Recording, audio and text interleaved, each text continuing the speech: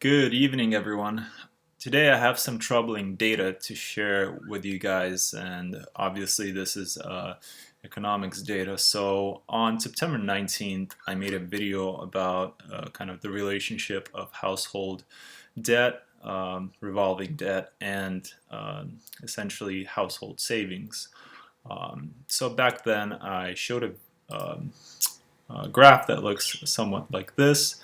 So essentially, um, we saw that during the pandemic there were the stimulus payments, which spiked household savings for some time, but then household savings um, trended downwards below the level of household savings. So guys, the issue here was that apparently the Bureau of Economic Analysis put up some data that they later updated. So the picture looked as if there was roughly 8,000, about $8,000 for the average family in household savings, and about 7.2 thousand in household debt. Now, recently I looked at this data again to see if there was any changes, and guys, the results are kind of they're very worrisome if you think about the economic outlook. So this is what happened. So apparently for much of 2021, the data that the BEA provided was much higher than it actually is. So guys, the ratio of essentially debt to household savings is about 3 to 1 at the moment. Which, if you look at it, we're pretty much where we were in April of 2008. So this is data as of October 2022. So we're not seeing November data yet, and we're not seeing December data. So kind of the idea is that people, if you look at recent reports, recent news reports, people are spending more money shopping for gifts and whatnot this year than they did last year. So household debt is expected to continue to go up while savings is expected to continue to go down because interest rates are still increasing.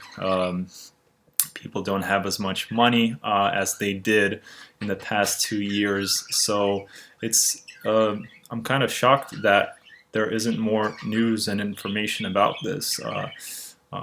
The average family is underwater. I mean, obviously you have the wealth effect. People think that their houses are worth a lot more than they were 2 years ago, so they think, hey, this is okay. It's fine if I have $3,000 in savings and over $9,000 in credit card debt. If anything, I can just take some money out of my house and pay for it. Or they same thing with stocks. They would say, my stock portfolio grew so much in the last 2 years that I can weather any kind of storm. But that wealth effect, it can go away rather quickly. So it's really interesting how things might pan out, especially when the Federal Reserve is not showing any signs that they're going to pivot anytime soon, especially with inflation data not showing much signs of inflation going down. So I'm actually interested what everyone's is kind of debt to savings ratio is. And guys, let me know in the comments below because this data that we're seeing here, it's rather troubling, and I want to make sure that people are informed before they make more consumption decisions and do more spending for the holidays. That's all I have for you this time, guys. Thanks for tuning in for the live econ guy. Have a great night.